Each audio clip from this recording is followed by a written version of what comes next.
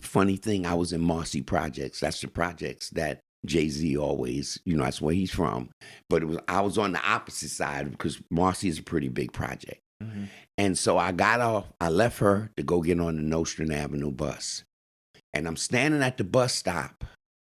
And as I get on the bus, I'm starting to feel what this thing does to me. And I had never felt like that before. It was, once you feel it, you get a crave to seek it again.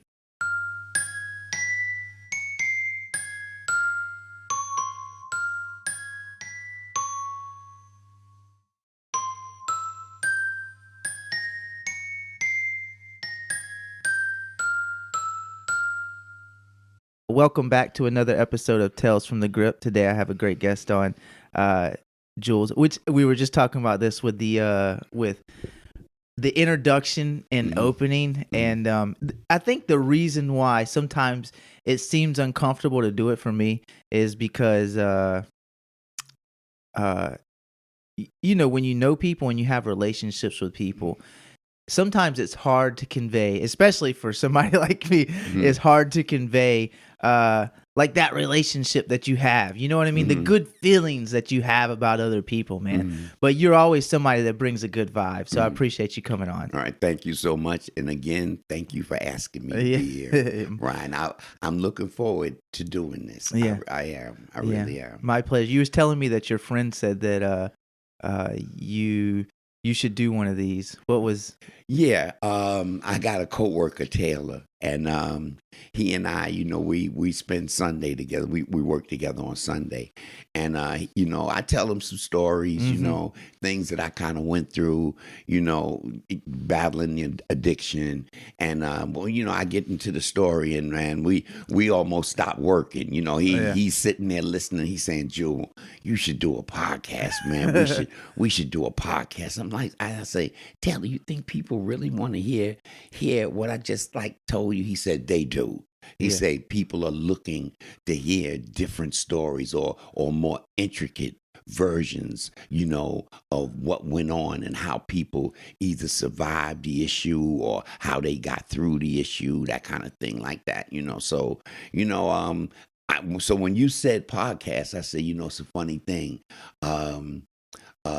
God speaks to me through people, always have. So let me listen, let me let Brian guide me through this, because there could be more to this than, because I don't think as grand as the plan, you know what I mean? Yeah. But sometimes, he has done things. My power greater than me has done things for me, Ryan, from the brain surgeries to the heart surgeries, things that I have survived, that he just I was quiet. I listened, and I went to the hospital, where, I would say, oh, let me just take a Tylenol and get in bed. Those people, no. It's just and indigestion. Then, it's just, that's just a mild cramp, whatever. And come to find out it was something major. It got addressed, and I'm still here, or I'm still able to function and be independent, that I don't have to depend on anyone to take care of me. And that's a blessing, at 69 years old, that's a blessing, man. Yeah. Despite you having, and I say this because being in the healthcare field, despite you having all that stuff, which we'll get into it, go on and with the surgeries and whatnot, and you are still relatively, you have a great quality of life. Yeah, you know what I mean? You have a great quality of life. I'm still working. You're moving all your limbs. Yeah, you still got I am. All this is intact. Yeah, absolutely. And I feel so blessed. I really do. Yeah. So, yeah, man. You want to tell? What's your clean date? My clean date is January 3rd, 2008. 2008. Yeah. Is that your first clean date? No, that's not my first clean date. My first clean date was July 7th, 1989. Damn. Yeah. Wow. Yeah. You found the rooms early. Yeah. And I tell you, it was totally by divine intervention. I Yeah. had a little brother that we used together. You Mhm. know, Andre was 9 years younger than me. And we would use together. And Andre said to me one day, he said, Jewel, he had a boss named Mr. Rucart. He said, Mr. Rucart told me that the job wants to send me to a place to help me deal with getting off of drugs.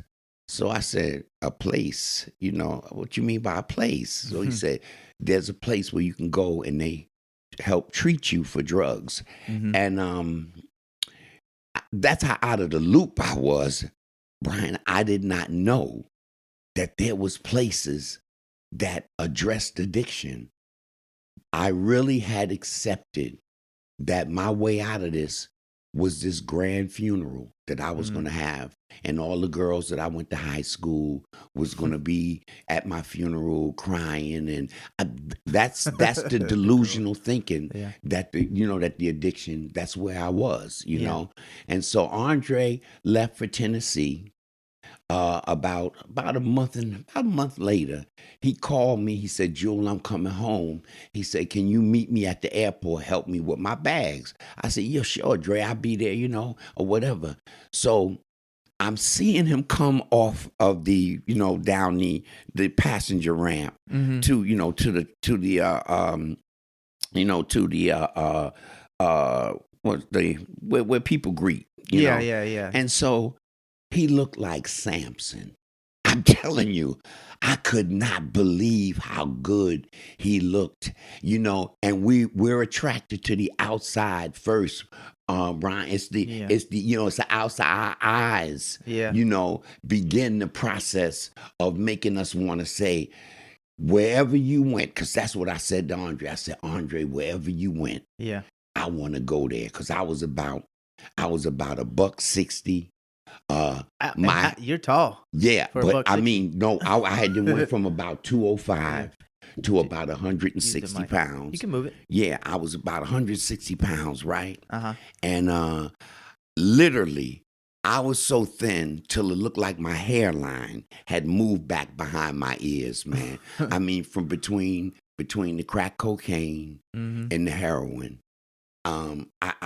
My skin was dark, my eyes was, I was just in the throes, Yeah. completely, like we say, tails from the grips. Yeah. I was in the grips, Yeah, yeah. right? And so I said to Andre, I said, I want to go to that place. He said, Jewel, my union paid for this place, but from what I'm seeing from people that were there, they was telling me we got places all over New York that do this. So I Mm. said, really, Dre? And so that's my whole interest Yeah. started out that I just wanted to get healthy and look good again. It was cosmetic, Yeah. totally. It was the Yeah, attraction. it was the attraction that Mhm. he looked so good. My little brother, I mean, I could see how good he looked. His eyes Mhm. was clear, his skin was had a glow to it. I was like, oh my God, I gotta have one of those. Yeah. You know what I mean? For real. So Yeah. so that was Andre came home in July '86. I went to treatment at a place in Manhattan in How old were you at August this time? '86. I was 32 years old. 32 years old. And by 32, I had been using, I started sniffing heroin at 15. Mm. I started injecting heroin at 25. Wow. So by this time, I and Well, the let's take it back some. So yeah. yeah, let's talk about Mhm. what led you up into your disease? What led you to using? How was your life home, your parents and all that stuff? Brian, I came from a matriarchal dominated family. Mhm. Women ran my family. Mm. All of them, even though we were in New York, all the women were from Jacksonville, Florida. Really? I can trace my lineage all the way back to my great great grandmother. Her name was Rebecca Gladly. She was born 4 years after slavery was abolished. here in Jacksonville. Still not a good time. Still not a good time. No, In it the wasn't a good South. time. In the Right, South. right in the Yeah. South. And then my great grandmother, that was my great Rebecca's my great grandmother. My great grandmother, her name is Edith Dubard. The Dubard came from a white man that fell in love with her. And that white man and my great grandmother raised my mother. Now, my grandmother was a gangster. Geneva was a gangster. She had 2 babies. She left them with her mother, and she left for New York City. And that was, I guess, the beginning of us being that, in the move to New York, or us ending up in New York. But my step great grandfather, he loved my mother and my Uncle Jewel, who I'm named after, like they were his children. He worked in the railroad. He was a railroad man. He was back then it was Eastern Seaboard, was here in Jacksonville. He was like a manager or supervisor in the yard. He was able to he had a lot of power and position. And one of his resentments was at the time, blacks had to go into the front of the bus, pay their car fare, and then walk around and get on the back of the bus. And he hated it. By the time my mother got to high school, he refused to let her get on a bus. So he used to walk her from Ernest and McDuff here in Jacksonville through the railroad yard. They would come out on Beaver Street.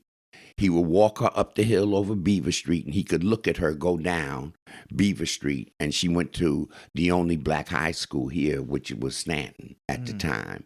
And so my mother said that they did that, that John Dubard walked her to school every day, to make sure she got to school. My Uncle Jewel would be with them also, So World War II, all my uncles went to the war. But as they were getting out of the war, I had my uncle Jewel, my uncle, I call him Uncle Sleepy, but his real name is Alfred Foster.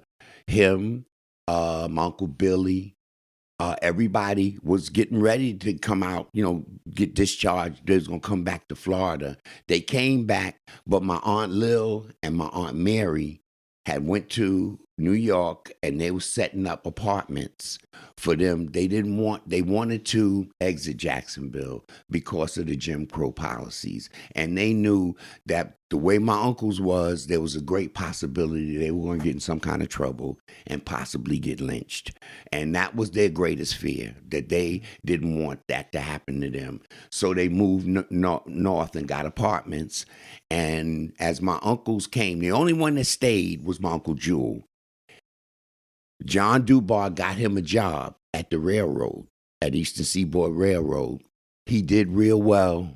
He moved to a management position by, politics or whatever, but they would not let him give orders in that yard. So they transferred him to Chicago. And that's how I got to live in Chicago for 2 years. He was a railroad man. He was a manager at the yard in Chicago. And, it was more accepted there, but he couldn't give directions and stuff. Not in 1953, 54. They, still Jim Crow laws here was still in effect. Yeah. So anyway, my mother had me because she relocated after she graduated. She went north to become a nurse. She went north to take her, to take the test to get her licensing and stuff like that. She started out as a nurse's aide so that she could fit. I'm going to say, my mother said, we were sitting and talking one day, and she said, Jewel, when I got out of high school, I was making $55 a week.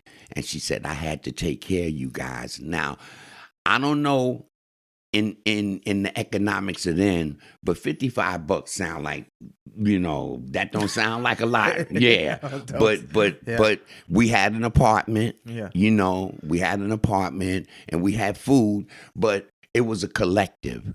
Where we lived at in Brooklyn, I grew up in Bedford-Stuyvesant, and we all could be to each other's house, and I say no more than 12 minutes. So my Aunt Mary. Okay, my grandmother lived on Tompkins Avenue, and my Aunt Lil was next door to her. My Aunt Lil sold dinners and did bus rides. My grandmother was a bootlegger after the liquor store closed. My grandmother, Geneva, was a gangster, and that's just who she was. Then my Aunt Mary and my Uncle George ran numbers. And I knew more about numbers because my Uncle George was my idol. So I stayed up under him wherever he went. He taught me. He taught me how to. We lived in a tenement building where it had a coal furnace, where the coal truck would come, put the slide in, and the coal would slide down into the bin. And then my Uncle George, I would be down there with him. He taught me that. He said, Jewel, even though that barrel is full of coal, he said, no, you can't lift it like that. He said, the game is to tilt it and let the weight do the work for you. And he showed me how to take a full barrel of coal, roll it into the furnace room. And I knew how to shake the old coals that had burned. He would tell me, okay, you got to shake that. There was a thing like a grate. You would shake it, and then the old coals would go down into the bottom. Now you had to wait for them to cool off before you could use the shovel to take them out. But once you shook them old coals off, then you get your fresh coal and you put it. Now I would do the hot water first. You had the small hot water furnace. Then you had the heating furnace. It was pretty big. Now the same process though. You had to shake the grate. I had my little gloves. I shake that grate, watch that coal, come down and shake everything out of that. Then I'd put fresh, coal on there. And so that would be for the heat. So we did that. Me and my Uncle George would go down and do that about, we would say about 5:30 in the morning. We had to do that. And then my Aunt Mary would be upstairs. She would be, there used to be a Maxwell House commercial, coffee. Yeah. They had the percolator. Little thing, like that, And so my Aunt Mary had one of those percolator pots, right? And she would get the Kaiser rolls and butter them up. We would go down and do all of that. And then we would come back upstairs, Brian, and we'd come back upstairs. And my Aunt Mary would begin to put the number book together because people that were going to work would stop by her apartment, put their numbers in for the day. And I had to, I would set up the onion skin paper. Yeah. And you remember the old black carbon paper? Yeah, I'm 36 now. Okay, you don't remember that? I don't remember all this. No, well, they had carbon paper. Yeah. It was like, it was dark blue. You put it in between the two pieces of paper so you could have, you had one slip that had to be turned into the banker with the money, but then you kept a copy of that slip, so if a number came out, you would know that hit was on your book. So then I used to take sometime when the police was around, they never put the money on me, but they would put the number slips on me. And then I would take the number slips to Mr. Carter. Yeah. So let me, real quick, I want to, for people that may not know, running numbers is like, that's old school. So explain what is running numbers. Okay. The policy game started back in the 20s. They've done a couple of movies about it, but it started back in a little, let's go back more like the turn of the century. And so basically, if it started out with betting pennies. So you would get a hit for a penny. If you hit the number, which the numbers went from triple zeros to triple 99. So we talking about 1,000 numbers. 1,000 numbers. Yeah. You would get a hit for a penny, you would get $1. You know what I mean? And that was like, it was like what would I say? For lack of a better term, it was like a ghetto lottery, you know? And it was a game that basically was done amongst black people. Mm-hmm. And when you read history, it's in the history books. What happened was it was lucrative, and what happened was the organized gangsters wanted to get a piece of it. And so, of course, with that brought conflict. And so, generally now, if you look at the movies, they talk about the conflict, but they never talk about the creation of the game. But that game is what snowballed into these $1 billion lotteries. Yeah. That's Yeah, where yeah. that's where the $1 billion lottery started off. They started off in places like Harlem, and then those games spread throughout the country. Yeah. Some of the greatest, like they'll talk about Stephanie Sinclair a lot. They give her, they always mention her name, or whatever, as one of the people that were policy makers, or whatever. Yeah, that's what they're calling it, policy, because that's what you faced when you got arrested. Your charge, that was some of the wording in the charge, so it wasn't legal. Yeah, no. Yeah. It was kind of like the pick 3 Exactly. in the Florida lottery. Yeah. Or wherever lottery. Yeah, it was the pick 3. Yeah. Yeah. Okay. Yeah. Interesting. But that was based off the racetrack. The mutual handle, all the money handled at the racetrack. The last 3 digits of the mutual handle would be the number for the day. And my family was involved in that. I'm going to say again, Brian, my family was female dominant. There was very strong women in my family. We had men, as a matter of fact, it was more men, but their word, the women's word was like the law. I grew up under my mother. Was very strong person, very good provider, very strict. Her discipline, her fear rolled over into her discipline. So everything was, real restrictive. Jewel, you can't go there because she was always worried that something was going to happen to me or my brothers, and so I was thinking this morning, of a story that happened. My mother, my younger brother was 9 years younger than me. So we have a game in New York called Skelly. It's a street game where you use it with a bottle top. You'll take a bottle top like this and you'll put like maybe wax in it to make it heavy. And Skelly has boxes, you make a Skelly court. And so my older brother, at the time, I was 9 because Mama was about 7 months pregnant, and I can still see her. She had the white maternity blouse on. She had the black maternity thing that had the mesh. They used to have the mesh skirt, and she was sitting on the stoop. Junie, that's what my older brother's nickname was playing Skelly, and he was shooting. He was on the sidewalk, but he was down. And that back in the day, they had the old carriages, Brian, looked like Cadillacs. Yeah.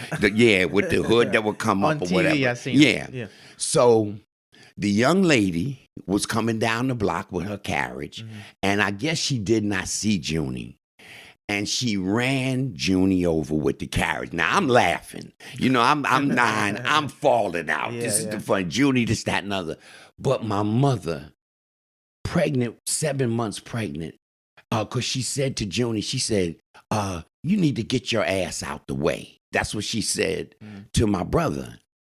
And I guess she didn't know but my mother moved for a pregnant lady. I had never seen a woman move that fast. And then when I saw my mother's reaction is when I stopped laughing and saw that this was serious, what she had did. Yeah. My mother grabbed her with her right hand on the back of her collar, and she downed her to the ground with that one hand, Brian. And, I'm awestruck now. Junie was all right. It wasn't like he was hurt, but it was that principle that she would run over her child in front of her and think that. And she pinned her to the ground and the girl didn't. She went to the ground so fast she didn't know what had happened, you Yeah. know. And so the girl's carriage rolled a little. It rolled but it didn't go to the street. It stopped. It had the big Cadillac wheels on it, you know, them old Yeah. style, them 50, 60 carriages, Yeah. heavy duty. So and my mother told her that she said something to her about running over my brother, you know. But uh that day instilled a certain respect Yeah. that I had for my moms. Yeah. You know, I'm serious, man. My mother, you know, she could love you up, Brian, but when you went against the grain, you know, you had hell to pay. You Yeah. know what I mean? And I'm saying for her to be a female, her hell was, you know, could be. I mean, you know, it was. You paid a price. You Yeah. know, so we respected her. You know, my older brother used to say to me when I was on drugs, man, because he was a New York City police officer, you know, so he would come through. He would always say, Jewel, you know, I love you. You know, he would say stuff like, because he knew I was on drugs. But he used to always say to me, Jewel, I don't know why you want to like live one of these like ghetto tragedy stories. He would say this shit. He would say like, you know, like, oh, it was only one loaf of bread and all seven of us had to eat off of it, you know, and that kind of thing like that. And, you know, he said, because that's not your story. He would say, Jewel, that's not your story. He said, Mama worked 2 jobs to make sure that we had everything we needed, you know. But you choose to run with the negative, and I don't know why. But you know, the thing is, a funny thing, Brian, when you ain't grown up, you just ain't grown up. Yeah. You know, I knew that I should listen because I knew my family was in the street with the policy. My uncles used to say to me all the time, Jewel, whatever you do out here, don't mess with them drugs. You know, but you know, and then my uncle Jewel, who I'm named after, used to say all the time, a hard head make a soft behind. And I had a hard head, Brian. I did. I was curious. I was an ear hustler. I would listen to grown folks when I wasn't supposed to. I didn't know my place. And then as I grew and got some size, I was rebellious. You know, I would rebel. I ran away from home at 15. I did, you know, right? I had already used once. But I didn't feel anything.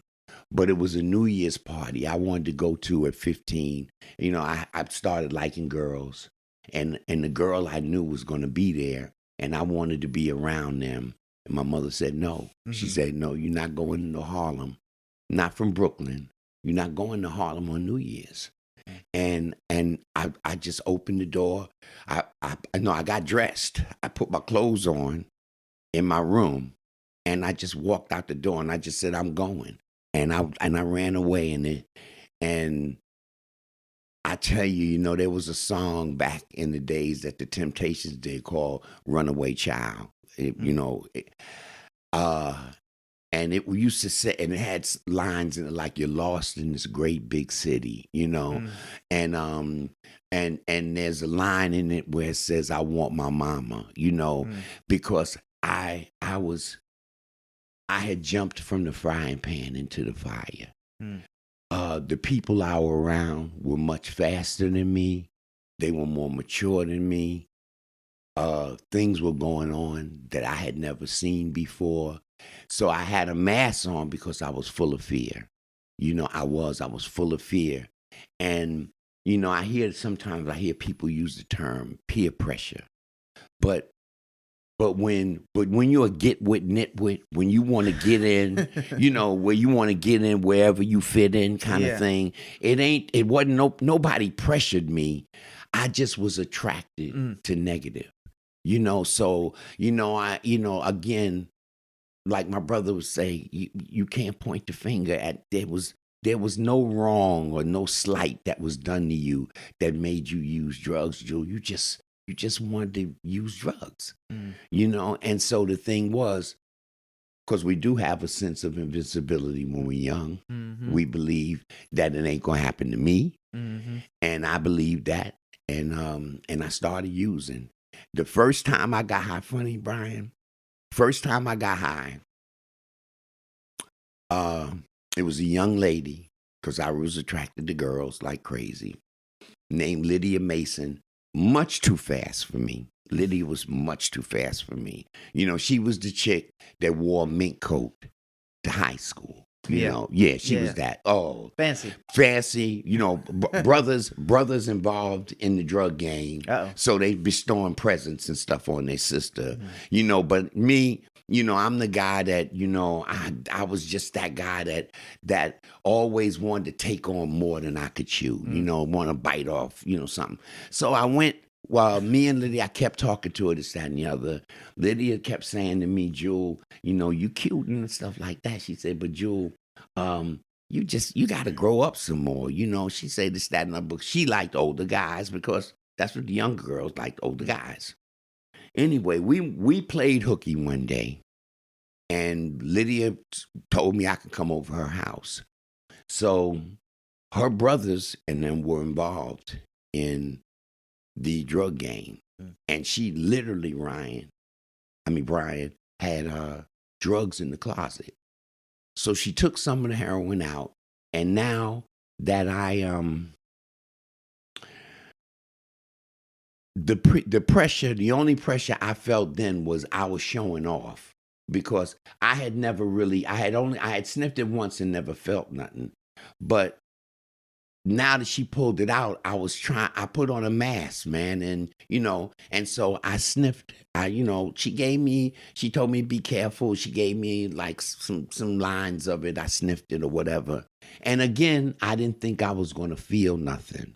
So we talked a little bit, whatever, after we sniffed it. And I had to go get, now, funny thing, I was in Marcy Projects. That's the projects that Jay-Z always, you know, that's where he's from. But I was on the opposite side, because Marcy is a pretty big project. Mm-hmm.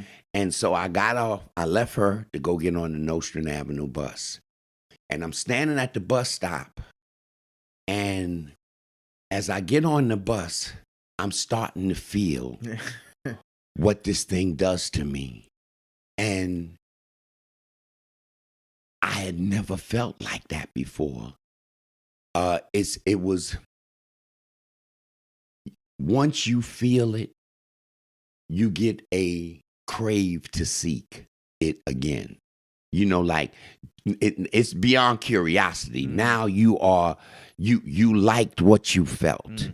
And I was on the bus and I had never felt like that. I think I had been smoking cigarettes maybe if a year, not quite a year yet.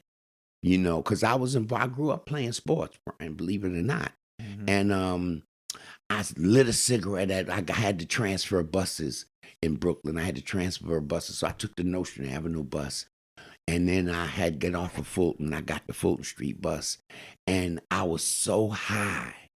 You know, I was so high. And then, but I was afraid to say anything to anybody about how I was feeling. It was kind of like I knew what I was doing was wrong. I shouldn't be feeling this way. But wow, did I have one hell of a sleep. I think I slept. I did. I think I slept after that, you know, on the come down or whatever. I think I slept maybe 2 days, man. I just didn't want to leave the house, just stayed in the house. And then it was a period there that fears kind of kicked in. I didn't want to do that again because I was aware of overdoses. My neighborhood at the time, especially the late 60s, early 70s, we were averaging back then maybe, of just of friends of mine, maybe two overdose funerals, like maybe a month. Wow. That's how much heroin was in the Bedford-Stuyvesant area at the time that I was coming through. It was in the high schools. It was they had known drug locations. I'm saying for a kid, you know, and for a kid that grew up and got through that without being involved, and I have some friends that did it.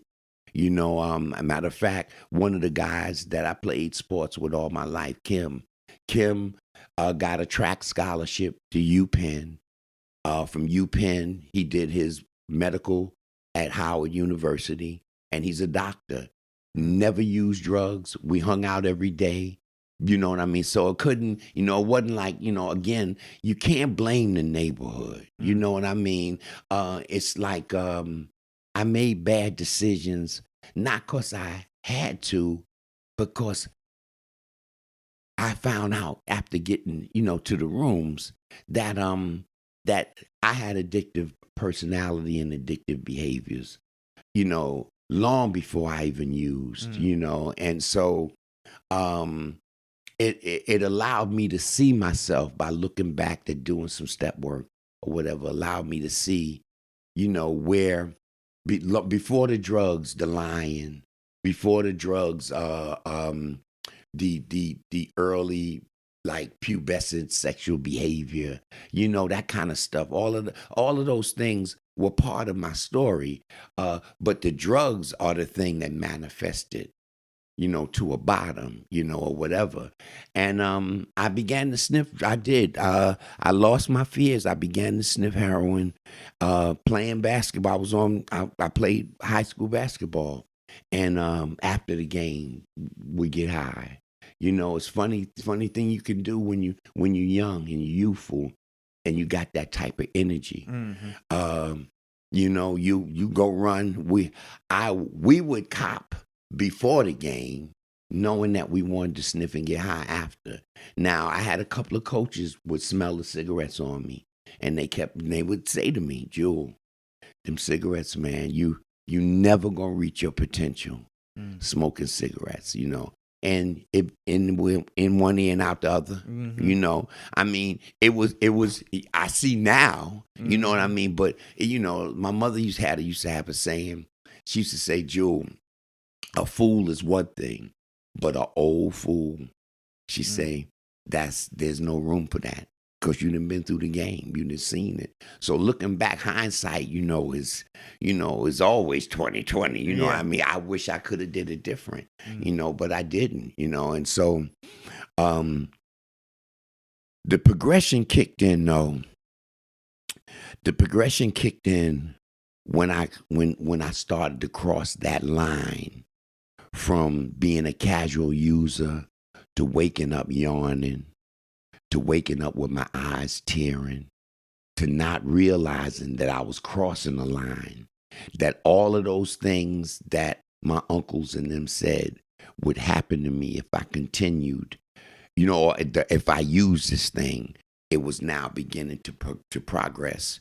And I didn't, it started out like it was like a small chippy kind of, irritable, you know what I'm saying? I really don't want to be bothered. Yo, Jewel, we got a game. Well, I don't think I'm going, that kind of thing. And then the next thing you look around, okay. And then you don't even notice that now when you sniff, all of a sudden, all your energy come back, your personality is, the old Jewel is back, you know what I'm saying? And as far as the progression, you don't know that that's happening when it's happening to you.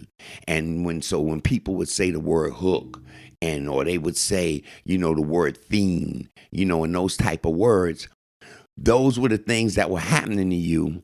But at the same time, your denial is not allowing you, to pay homage and listen to the great messages that's been told to you already. And so it got to the point, the progression got to the point where not only was I sniffing more, but even when I sniffed, I wasn't feeling the effects. So it wasn't my grand idea to ever want to put a needle in my arm. I wasn't afraid of needles. I wasn't afraid of them, but I didn't like them either, one of the things that helped me get over my fears with needles was that I got stitches so much. I used to, playing sports, you cutting and breaking stuff, and then you need 4 stitches to stop that, whatever. And so that kind of helped me with the getting over the fear of needles, but not knowing how to use a hypodermic needle. The thing is, it's a learning process, and it's an ugly, nasty learning process. And it was old dope fiends. For lack of a better word, and I could dress it up and say addict, but it was old dope fiends that taught me I was taught how to shoot heroin safely or as safe as possible, and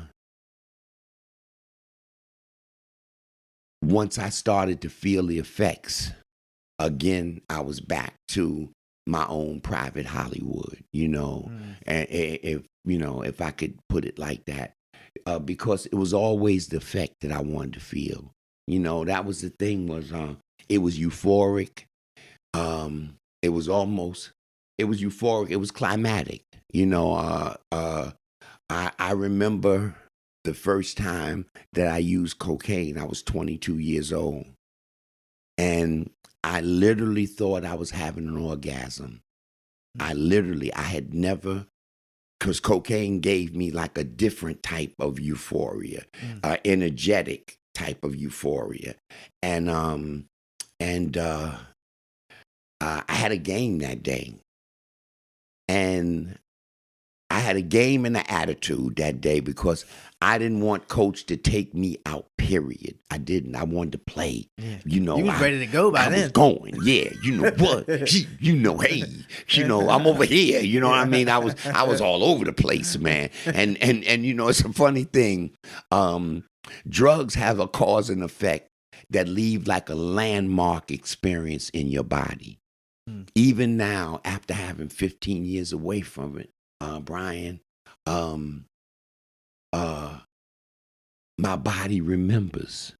It does. Like I can be in the kitchen, trying to come up with some menu or dish or whatever, and just the taste will just like, let me remember.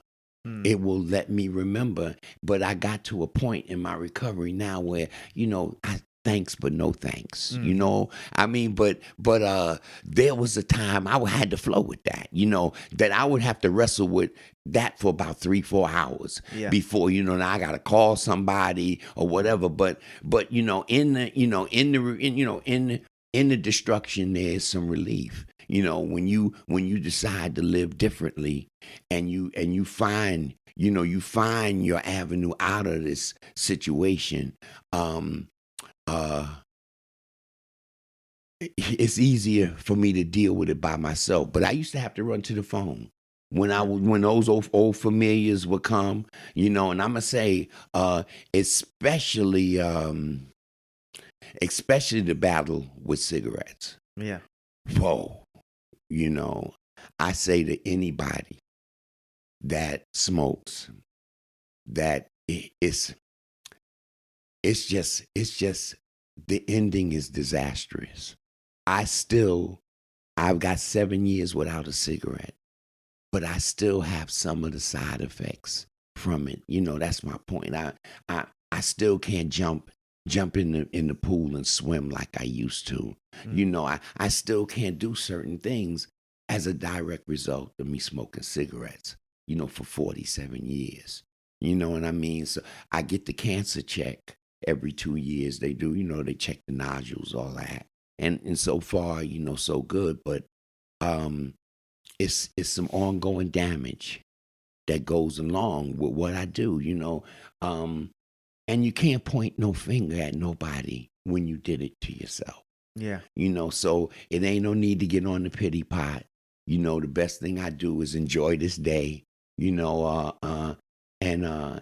as I sit here and, with a heavy heart about the loss of my wife, I'm almost sure that Denise didn't think on Sunday that she wasn't going to wake up Monday. I don't think Denise, had that this was her last full day on this planet, And so I'm saying, so you don't live, I no longer live with the worry, you know what I'm saying? So what I've learned to live as a result of practice is to enjoy this day, enjoy what I got right now, and repeat the process tomorrow. And that's really what I do.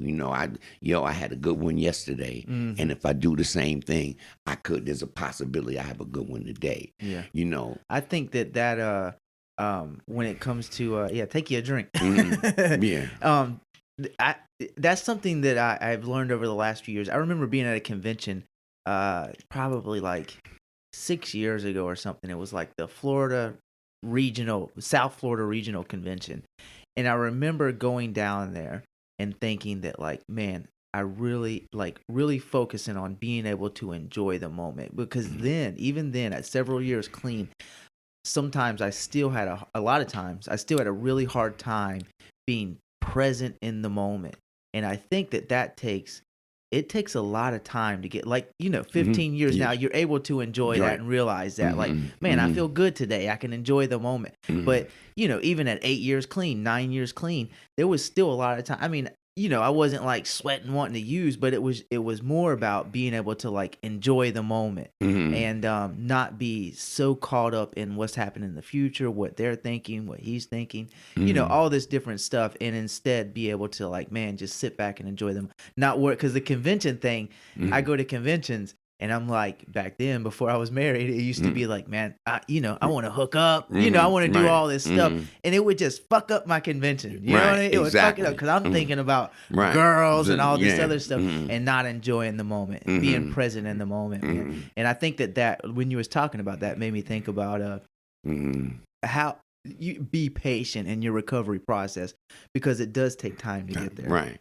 Yeah, I tell you, that the piece you just brought about, I don't know how many of those first 6, say, conventions that I felt that if it wasn't a hookup, that the convention was a total flop. Yeah, everything, the whole convention, you know what I mean? And I turned that in, I it's in the thinking, it was. And then the thing is, and then I also noticed a couple of conventions when I did hook up, the fact that I could not follow through with the female, that this was just a convention friend thing.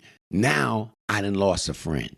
You know what I mean? Because her expectations was, after we hung like this, that, that there was going to be at least some type of regular connection or whatever, or possibly a full relationship.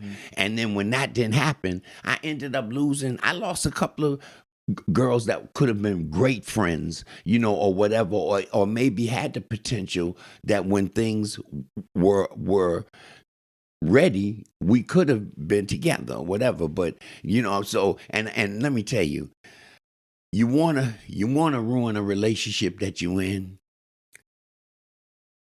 use the convention as your excuse to think like that. And I know of many a recovering addict that, hey, it's another convention next week, and girlfriend is listening and she's hearing this, and then she's like, she wants you to stay clean, and she wants you to recover, but your absence is still adding up. Your absence is still counting, and then all of a sudden, because Denise, rest in peace. One day I said something about going somewhere with NA, and she sat up on the side of the bench. She said, Jewel, fuck the N and the A. Just like that. Every time I look around, you got to be gone all week, or you got to be gone, this, that, and other. I was in an argument because I said, but she wanted me to recover though. Yeah. But you can use good and turn it bad, and that's what, when your thinking is still, when you still have obsessive thinking on a particular thing. Yeah, and selfish. Yeah. it then makes the whole fellowship look like it's nothing but a bunch of selfish people doing, so I don't want to have no parts of that kind of thing. So she wouldn't even come, like, when I would celebrate, she would come and I would say, Denise, I need you to come and give me my coin. She said, Joe, I'm not coming up there. And I would say, nee, you can't do that for me. You can't give me my coin. No, I'm not coming up there. I'm here. I'm in the seat. I'm here. You know what I mean? We're going to go out and eat, but, I'm not coming up there. She said, mm-mm. She said, because y'all ain't right was her thing, and that was because I was using the convention as a reason to escape, Yeah. But I want to just kind of go back to how I got, like to DC and to got here to Jacksonville, because I'm saying when I got to Washington, I had 2 years clean. I got clean in 89, July 89. I moved to Washington, D.C. Labor Day 91. And I did this, I tell you, Brian, when they say the steps are in, or by numbered in order for a reason, it is. I call myself making amends to my first wife. I did, for all I had put her through, because I had put the girl through hell with my using, to the point where she said to me one day, she said, Jewel, if I knew that my marriage was going to be like, like this, with drug treatments and art stealing and, all the things that goes along with using. She said, I never envisioned it being with you was going to be like this. She said, I would have never married you. So I made amends. My amends was, okay, she wanted to relocate to D.C. to take another job. I had a great job in New York, but I was willing to sacrifice for her because I thought it would make us closer, that it would begin to allow her to forget what had went through, we had went through with me using. But I got to Washington and I just was having a rough time adjusting. I still needed that foundation that I had in Brooklyn. The foundation I had built, my free at last on Sunday, my commitment to the group. I was learning now, and I stopped all of that without real consideration, Brian. And so what now turned into a joyful change turned into resentment, and it got so bad, Brian. It did. It got so bad to the point where we, when my daughter wanted to see me, she would come to the living room. And I noticed this. But when my daughter wanted to see her mother, she would go to the bedroom. So we had literally moved out. The relationship was, and we called ourselves staying together for Chloe. Chloe was about 6 or 7. And, that's a time when the child really does need both their parents, and so we were trying to love Chloe without loving each other. And it got to the point where, Brian, it was ugly, and I had to pack up and leave, because seeing that, that when Chloe wanted me, she would come up in the living room and I'd be on the couch, sleep up in the living room or watching TV in the living room. So it was, and the house was like divided, and that was no way for her to grow up either, So I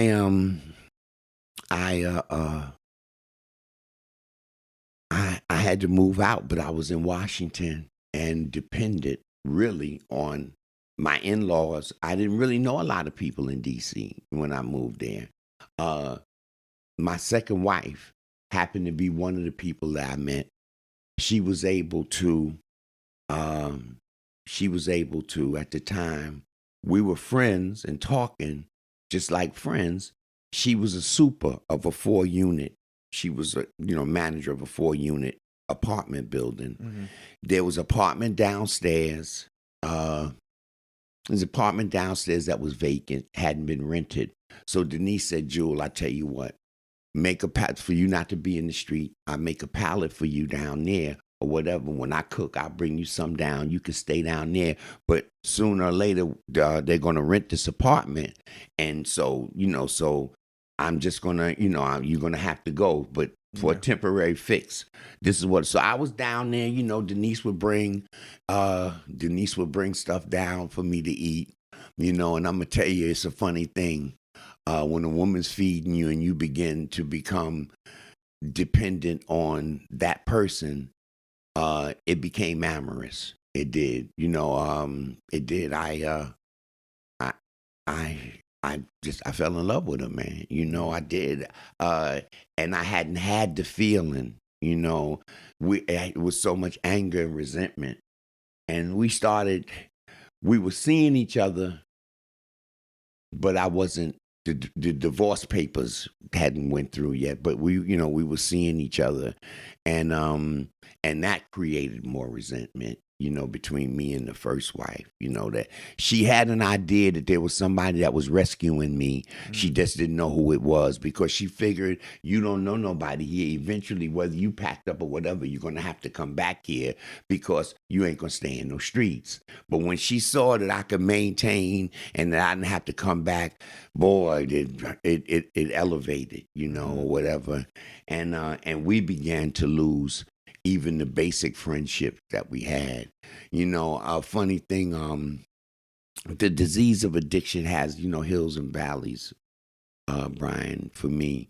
It wasn't, even though I was clean, and like our literature talks about, abstinence don't equal recovery. I used to make moves and decisions under the abstinence frame of mind, but I really hadn't recovered because I didn't kick it with recovering people who had more experience at being in recovery and had more experience at living the recovery lifestyle. So I made a lot of mistakes under the guise of abstinence. While I was abstinent, I was making crazy mistakes and just saying, well, I didn't use. And that don't be good enough, man, because what happens is you begin to get full because the unmanageability is there. And the unmanageability begins to fill you up. And then the less you talk about or the less you seek rescue, the more trouble you are in. And when we talk about that piece about the relapse mode starts long before we use, it's true. You know what I mean? Because the negativity, see, the abstinence don't really save you from the negativity. And the rescue is in letting another recovering addict help you through this. You know what I mean? Not having to carry that burden by yourself. Because when you start thinking that, when you put that S on your chest, I mean, that S become heavy, man, to the point where eventually that S that's on your chest is going to pull you to, you're going to fall down and hit your face. Yeah. And I know that from the relapse, that when, hindsight is 20/20 in that area, all of the things that the mistakes, that everything that recovering addicts with more time than me told me would happen, it happened. It literally happened, no question about it, but you see it once you done gone through it, again, a hard head makes a soft behind kind of thing. Yeah, they talk about it makes me think about the time where people say when you're trying to use the same brain that got you high to help you stay clean. Yeah. Yeah, same shit. Yeah. Exactly. Yeah. And so, I was in relapse mode. Oh, I was in relapse mode for a while before I used. And I'm going to tell you, the day that I made that decision, I was living in Washington. Denise and I were now living in the same apartment together. And she had my car and I had her car, And I was, in D.C., there's Baltimore Washington Parkway ends at Bladensburg Road, but Baltimore Washington Parkway is like a direct parkway to 95 going into New York. Mm-hmm. So I'm sitting here at Baltimore Washington Parkway, and I'm saying to myself, I'm a use, I want a cop. I mean, I made that conscious. I said it, to myself. And so, I got something to drink at the gas station, but I put the gas in the car, and then now I'm wrestling with myself because I got a 4-hour drive. I'm getting ready to drive from DC to the Bronx to get heroin, and I had a girlfriend that knew where everything was, and I had called her and kind of talked to her. So, I'm trying to get the courage to let go of this 6 years of being exposed to recovery. It wasn't like I just said, without some thought about it. Yeah. And when I got in that car and I entered the parkway, I still, Curtis pointed out to me, he said, Jewel, you know why? You the 4 hours, he said, you never called you ain't take a recovering addict. You didn't talk to nobody. You made that decision and then you rolled it out for 4 hours. And I say, the thing about it is, when we say that one is too many, that 1,000 is never enough piece. I used that day, and I used that day, but that next day I was in New York full of regret. I was full of regret and full of the shame. Kind of, I guess, like the way Judas felt, when he turned Jesus in. There's some shame and guilt that, that took him to the tree and made him hang himself. Well, that's, I knew that I had fucked up, Brian, but now that I had released the demon, I couldn't get it back in the box by myself.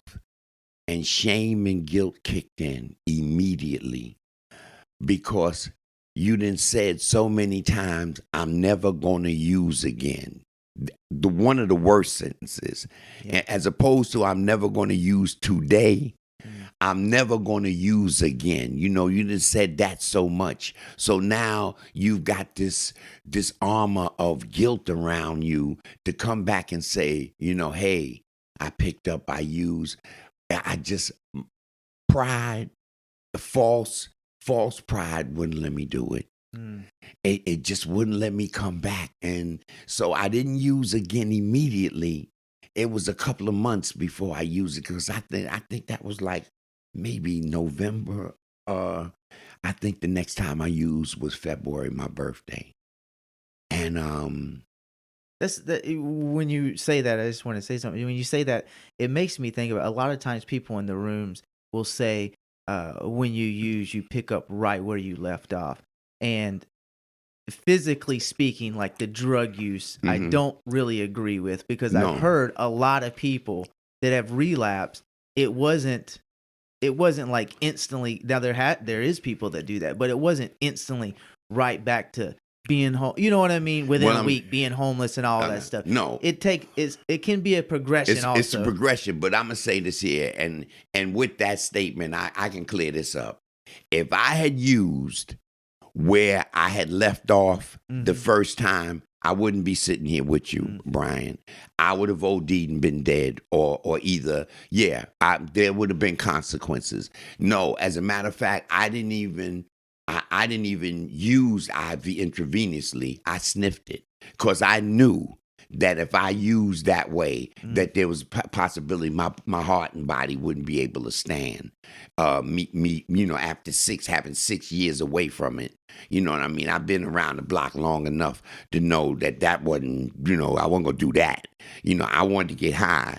And even then, even that particular night, I used, and was I couldn't even defend myself. I was so ossified, throwing up, body rejecting it. You know, I mean, going into deep nods to Yeah. where when I woke up, I didn't even really know where I was. I could not. I'm saying if we had to run from a fire, I would have got burned Yeah. up. Yeah, no, I couldn't.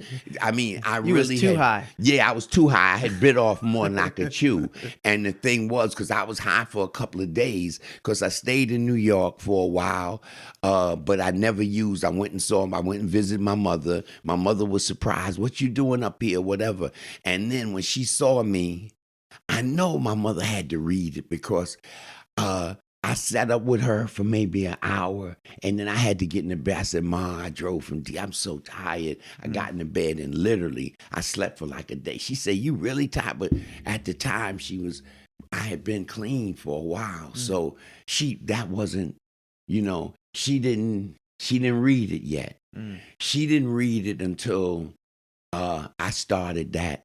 Can you borrow? Can I borrow again? Ma, you think you could let me, when I had then had like 4 or 5 years of paying my bills or whatever, and then all of a sudden you making phone, you think you could, MoneyGram me this or Western Union me that, and then she started to read. Because she started asking questions. What's going on down there? Why why you don't have no money? You working, and she's saying stuff like that. And it didn't. And then she read it, but I think she was more not only disappointed, but I think she was hurt to see that I had went back. For sure. After that time, my son, he's doing good. She's telling her girlfriends he's doing good or whatever, and that I was back to that, and then letting her, when I did like sit down with her and let her know, I used the excuse of my I missed a very, very important part. My baby brother Andre had died from AIDS. Andre died from AIDS April '95, and my anger at God, my anger at God, my anger at my mother. I was angry at everybody, and didn't know who I was angry at. I was full of anger, and I sat down and I used the excuse with Mom. I said, "Mom, Andre's dying," and she went for that because she knew how close we was, But people in the rooms, Brian, I can hear to this day. One of the hardest things that one person said to me was, "Jewel, when you used, did your brother Andre get up out the casket and come back?" And I thought that was one of the coldest things that somebody could say at the time. But to tell you the truth, it was the truest thing. You know what I'm saying? Because Brian, my younger brother, begged me. He knew he was dying.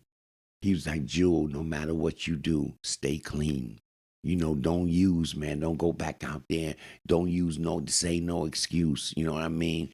And I yared him. "Yeah, Andre, you know how this, and yeah, but if you don't have the tools of the program, if you haven't done the work, like Curtis say all the time, the work." I had no experience with grieving and loss, man. I didn't know how to do it. Only thing I knew was to smother it, and so I kind of just rough knuckled, some time, or whatever, but I was angry all the time, unpleasant to be around, threatening. It was, I would make a meeting and spit up on the whole meeting. Yeah. I'm serious, Brian. And up in DC, what you put out is what you get. You spit up in here. You want some help, we're gonna help you. You know what I mean? But if you want to get some spit up in here, you can get exactly what you're looking for here. Washington ain't one of them places, they will love you unconditionally, feed you, help you, do all of that.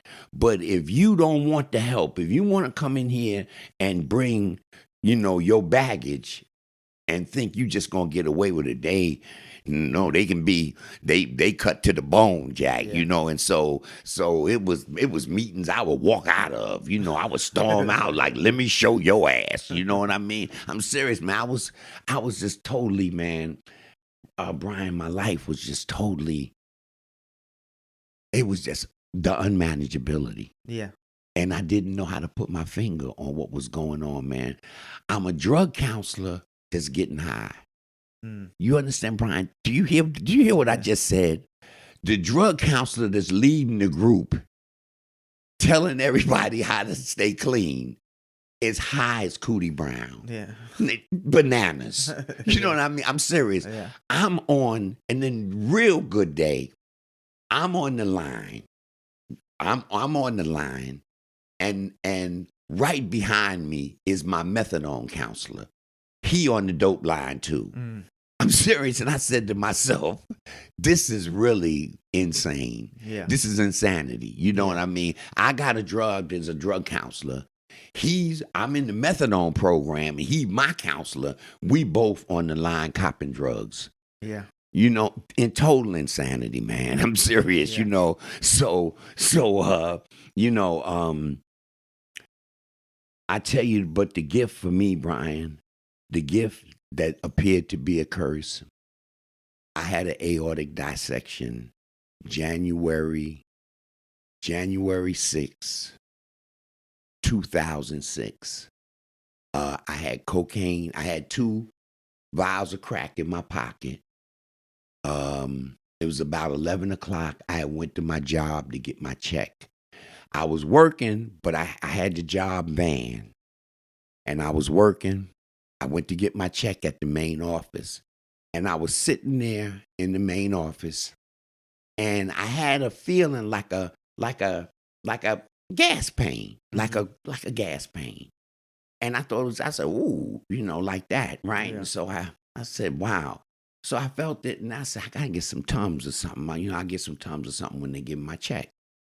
So they gave me my check, and I got up. I'm feeling the gas pain, but it's starting to radiate and get a little, it's hurting a little more now, So by the time I walk and get in the van, I'm noticing the gas pain is along with it, the intensity of the pain is getting really serious. I'm talking about to the point where now I'm at the truck, but I'm holding my abdomen. I'm holding it.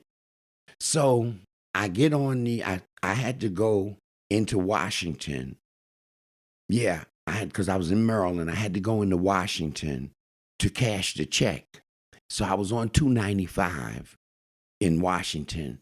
And the pain hit me so hard, Brian, till I almost let the wheel go. I had never felt nothing like this before. So 295 brings you straight up to Prince George Hospital. Mhm. And I said, forget this check. I'm going to the hospital. So I went into Prince George. I parked the job van in the parking lot and really I couldn't, like, how we park between the lines. I just parked sideways and got out. And I went into the emergency room and I told the Receptionist. the receptionist, I said to them, I'm hurting. It feels like somebody has shot me, but I don't see no blood or nothing. And so she's saying, how do you know what it feel like to be, you ever been shot before? I said, no, I ain't never been shot before, but I feel like I've been shot. I said, this pain, I never felt like this. So they was getting ready to sit me in the emergency room and in the waiting. But I told her, I said, Miss, no, something, I can't sit and wait with this. Something is really wrong. So they took me in the back.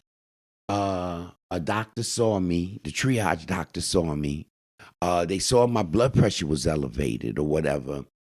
They came and they gave me a Dilaudid.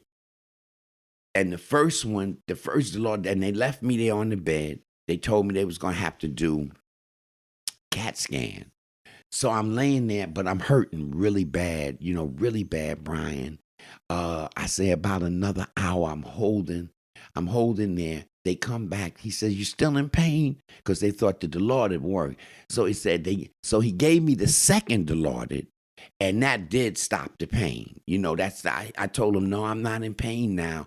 And so he said, we're getting ready to send you down to the CAT. So they sent me down for a CAT scan. I come back up, Brian, and then all of a sudden, they start getting frantic and running. They're running, and then the nurse comes over and tells me she got to put a catheter in me, and like I'm like wondering, why is it, so nobody's saying nothing to me, but the whole emergency room is now moving, right? Mm-hmm. So they tried to get a line. They tried to get a line in both wrists. They was worried about the lines in my wrist, so they cut my chest on both sides, and they put lines in. From up here, they had a guy come, and so I had lines coming out my chest. I had lines coming out my wrist.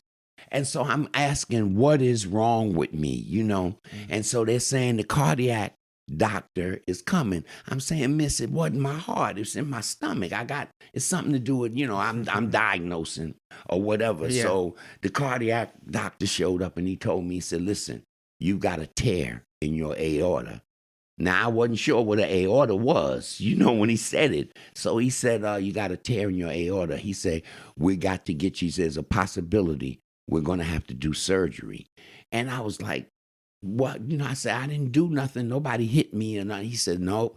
He says, we don't know why they tear. He said, but it's serious, And so they rushed me up to cardiac intensive care.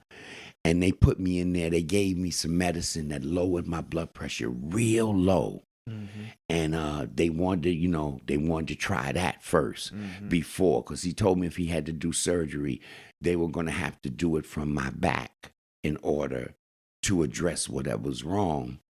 And I was in cardiac intensive care. I was there about 15 days. Something like that. 10 of them in cardiac intensive care. Then they brought me down to just, regular intensive care, and then on to the ward. I think I was on the ward maybe a day or two before they discharged me.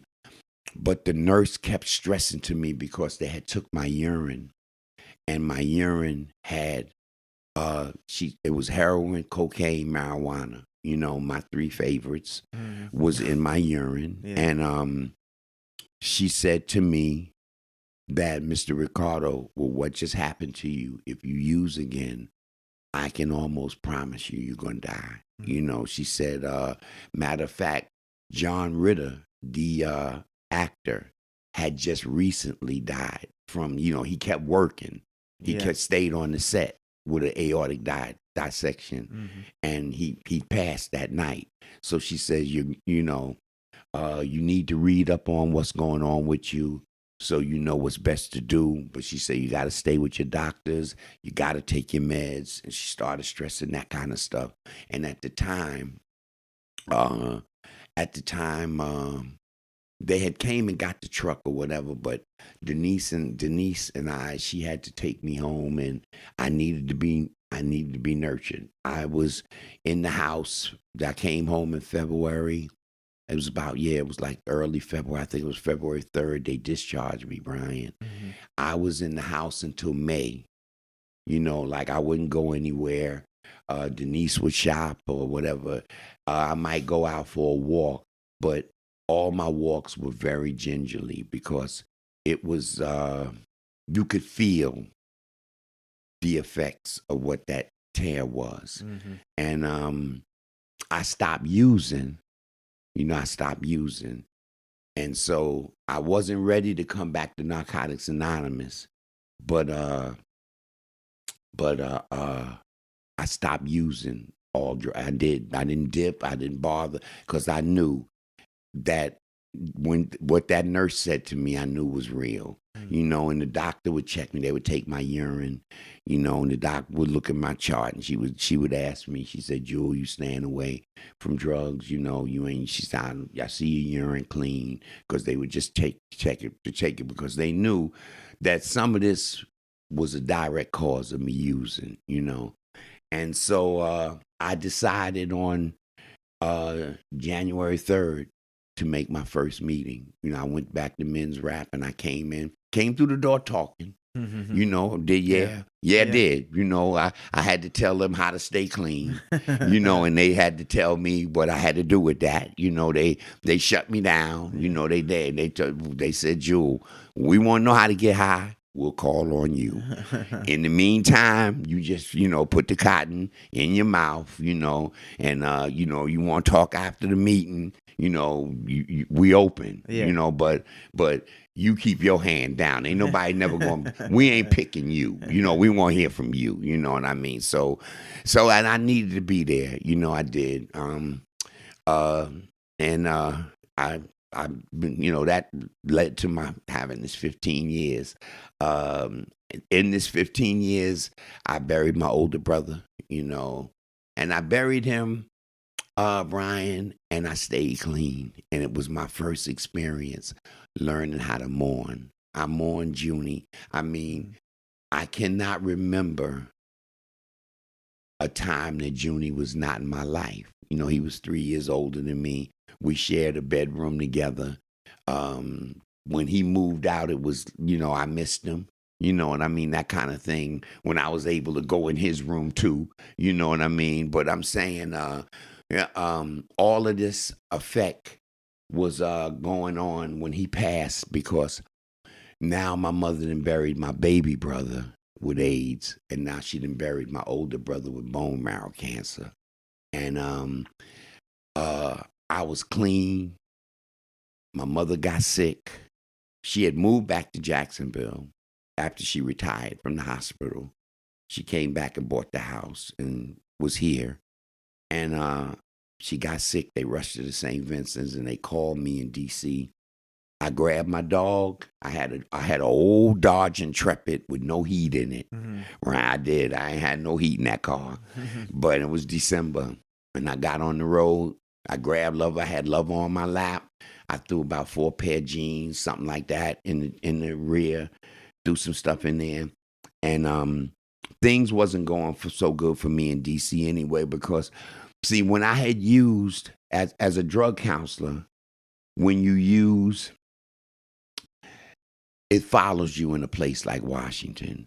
So now the jobs and career that I had been built up and developed for myself wasn't eligible to me. So finding work was becoming difficult. That was one of the things that was happening, because people in the addiction field knew that I was a counselor who had used. Yeah. So even though I was back, I still didn't have enough time where they would consider legitimately giving me the responsibility of working in a treatment center. They look for you to at least have 5 years, and I wasn't nowhere near 5 years. So finding work, I was finding jobs that I didn't like. That was causing dissension between me and because now my wife is covering the bills. It was a tough time. It was. I wasn't working. A lot of anger, a lot of resentment going on. But at the same time, my sponsor in D.C. kept saying to me, Rudy kept saying, Jewel, you got one moms. He kept saying, man, you're not doing nothing here in D.C. Go take care of your mother. It's very important that you go take care of your mother. You ain't got but one. She needs you now. And when they made that call from St. Vincent's, I threw some stuff in the car, and I was on my way here. And I got here, and I knew nothing about being a caretaker for a senior. But I got some help with that here. I had Curtis. Curtis was a good source. He directed me to agencies that were good sources. And then let me tell you, when you live with your moms or when you trying to take care of your mother, no matter how old you are, even though you're 58 years old, you're still 3. Yeah. So you still ain't doing the goddamn thing right, So I would cook it the way she taught me to cook it, and it didn't come out right, So you're in here, and I'm saying, that I'm asking permission, and then the lady that used to stay with my mom's to give me a break, like to go to the meeting or whatever. I came home one day. She said, Jewel, come outside. I need to talk to you. So I said, yeah, Miss Fox, what's going on? She said, listen, You are running the show now. Stop asking your mother permission. You never gonna do nothing right. You are running the show. Your decision is the final decision. Your mom's is becoming incapacitated. You have to stand up and make a decision and live with your decision. And I said, Miss Fox, I've been listening to her. She said, that's those days are behind you. You got to, this is what taking care of her is. When she say that, she don't want this, or you tell her, Mom, this is what we eating. This is what I cooked tonight. I add something else or whatever, but she's saying, you got to stand, you got to take position and stand behind it, because you are in charge now. You have to make decisions that take care of her, And I tell you, I needed that. I did. I needed that, because I grew up in that moment, so it wasn't combative, but it was about, Mom, listen, I fried fish and this is what we got or whatever. I don't eat fried this, you know what I'm saying? Mom, you've been eating fried fish, all your life. You know what I mean? You just want to, I don't know if you want attention or whatever, but I would tell her, you got the power, you know what I'm saying? But but I knew that I had to take care of her, and I'm going to say, her passing put a foundation on me that I knew I was going to be all right. Like, I had kind of replaced all my fears with faith. We had our last conversation, and she told me, she said, Jewel, I'm dying. And I told her, I said, Ma, I know. I know. I say, this is the first time that, usually I would say, oh, Ma, you ain't going nowhere. And I said, no, I know, Ma. And so when she passed, which was the next day, my acceptance kicked in that, I was feeling lonely and alone. I wasn't feeling abandoned. I feel that you got to stand up, and I went to prayer. I did. I went to prayer. I had to pray, Brian, because the first thing that my disease thinking, told me was, go back north. Don't stay down here. But my better thinking was saying, it's great down here. I'm having, I love it. I haven't been in a snowstorm in 2 years. No, this is absolutely where I need to be, And then the people here were welcoming too. I had built a little network of friends or whatever. Michael Red was really, really intricate in, helping me make that decision to stay here. Because I was just going to go back to the rat race. And not only that, at the same time, I also was getting older, So one door led to another, and jobs started, coming, and I was back. I wasn't doing what I wanted to do, but at least I was around the population people that I wanted to be around, because for me, drug addiction is it's my calling. Now I've got other assets or whatever, but this is the one where I feel most viable, where I get a chance to help somebody, because it's one thing that I know the pain of addiction, and I know the crossing over comes with a lot of fear and doubt, and when I can relay that to another person that's in that plight, not only does it help me and my foundation and my recovery, but it allows me to help somebody else. And you ain't gonna get rich in drug addiction. This ain't about getting rich. I got my finances is, I can afford to live the way I live. My life is nice, and that's true. I really do. I got a great life, as opposed to the way I was living. My recovery, though, for me, is the most important thing that I have. It's the most important asset that I have, because it allows me to bundle my experience of negative and turning it into a positive and continuing on the path. And I've got great support. I got a job that supports me, and it's funny. I never thought I would have this many people that didn't know me, you know what I'm saying? Because I thought I wasn't likable. I really did, Ryan. You, Yeah, I you did. I got a thought, great personality. yeah, but I thought I wasn't likable because when I was in those plights of anger, you know what I'm saying? And then people would say to me, or I would hear people saying, "Oh man, you took it too far. You this, that, and the other." And so I try to work on that. I really do. Uh, because it's I know that's a area that holds you back. Because funny thing, when you give a person, it takes a long time to reverse an impression of you after you've done something negative to someone. It does. It takes time has to play a major part in that. But like I said, life is good. Now I just do want to talk about Denise as a loss. Um, I feel it, Brian. She was my wife.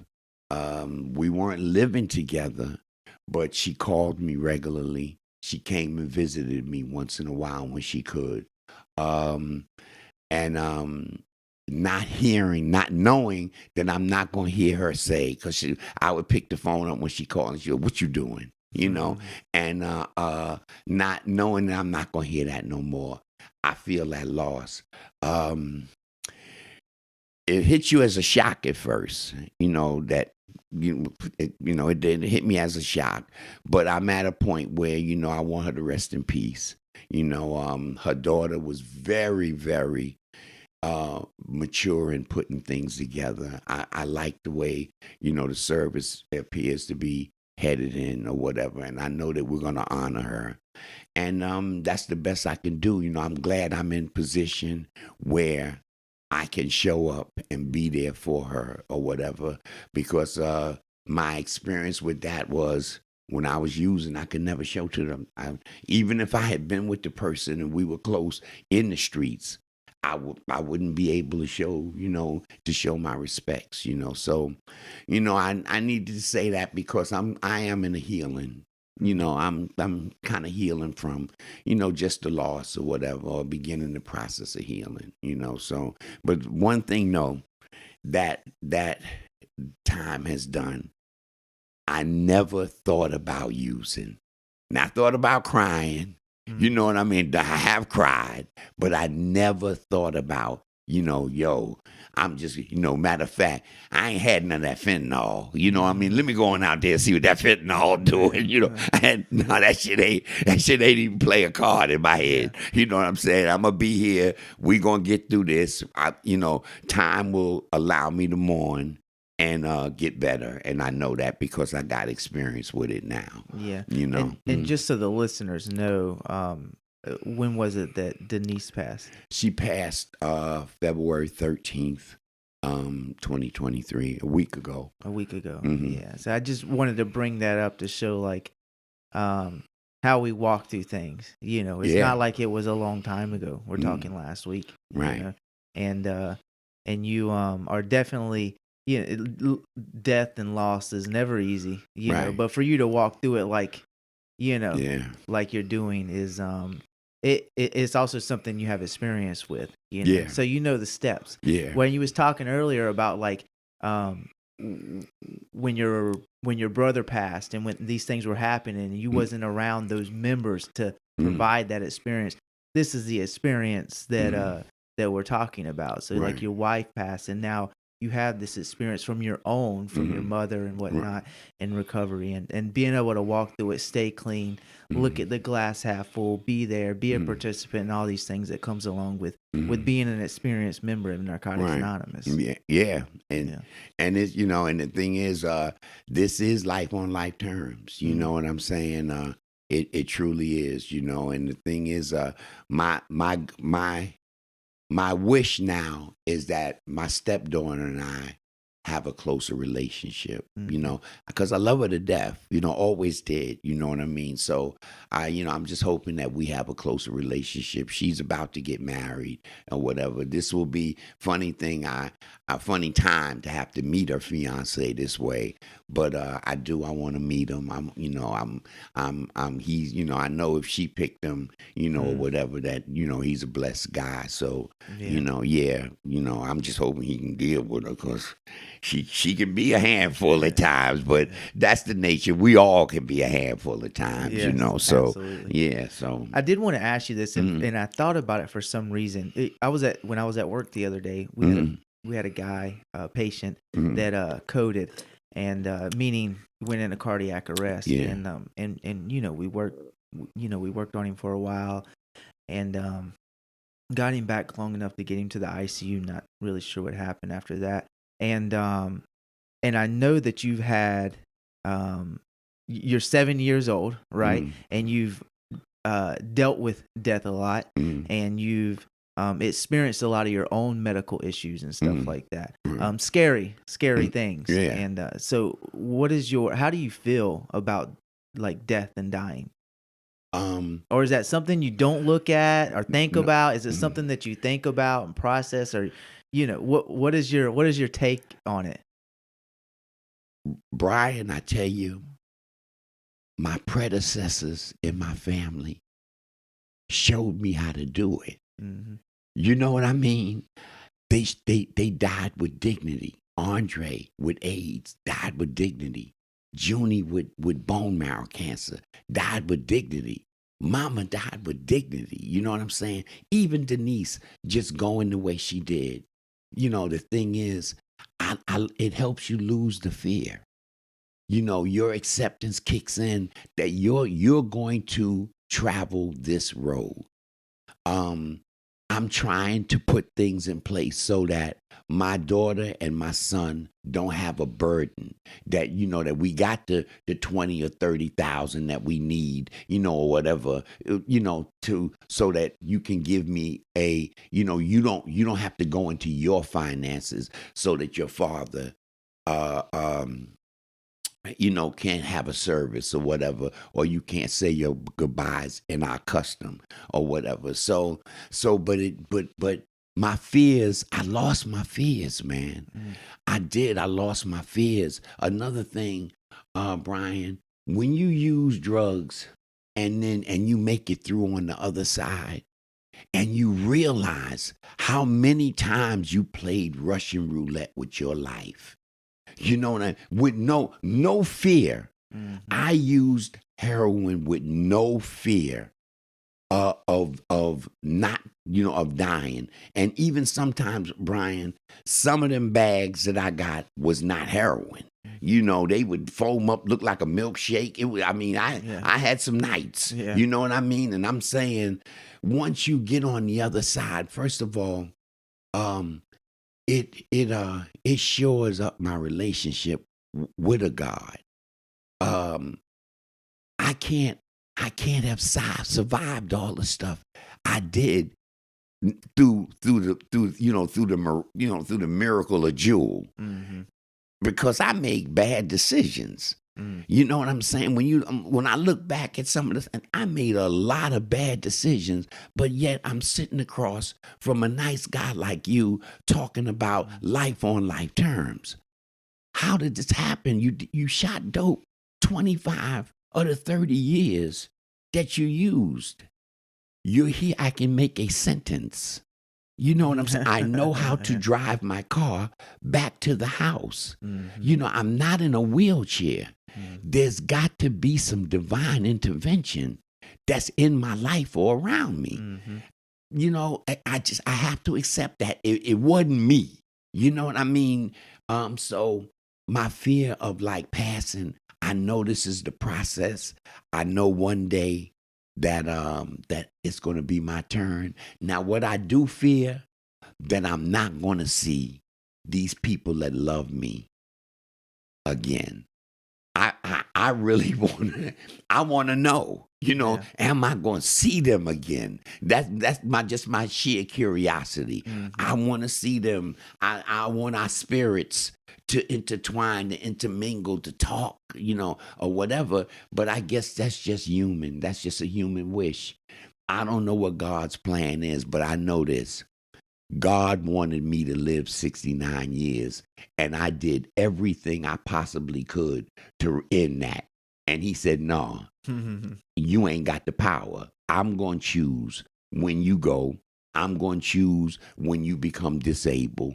I'm going to make those decisions for you, because left up to your own demise, I'd have been in a wheelchair at least 20 years ago. Yeah. You know what I mean? So I'm saying, no, I don't fear it, Brian. Yeah, I don't fear it because my predecessors have showed me how to do it. You know what I mean? Mm-hmm. Yeah. Yeah. Yeah. And plus I think that, which I had this conversation with Joe last week when he was on the podcast, and and you had mentioned it earlier. We're talking about like the purpose that being in recovery provides for your life, knowing that you made a difference and an impact in others' lives, and that you got to be a part of them. When you were talking about your job and Right. it leads on into the rooms and all that stuff, like the sense of purpose that being in recovery provides for you is just it's everything. It, like being a father, all this stuff I Right. talked about, like being a father and different things, they're all wonderful, and that has its purpose too. But like knowing that I made a difference in other people's lives, being in recovery, Right. it's like that's that. It's just it provides my sense of purpose in life. So and you're always a pleasure to be around. You always have great conversation, and I really appreciate you coming on the podcast, sharing your experience, strength, and hope with everybody. I got one thing I want to add in closing, Brian. I'm a great grandfather. I am. I got 2 great grandsons, man. They just turned 1 in December, and for what a joy to see it. I mean, one I get to hang out with a little more than the other. One is in Raleigh, North Carolina, and the other one is in Jersey City.